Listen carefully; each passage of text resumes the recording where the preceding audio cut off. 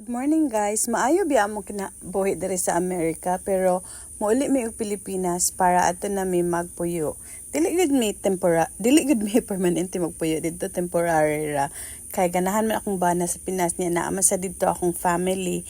Nya kinsam say di ganahan sa Pinas nga kanindot sa Pilipinas, di ba?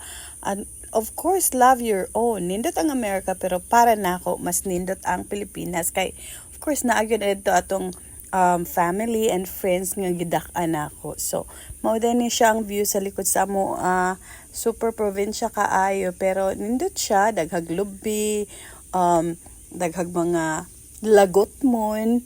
Lagotmon is utanon, di ba? Daghag mga lagotmon and excited na kay ko nga muuli mi.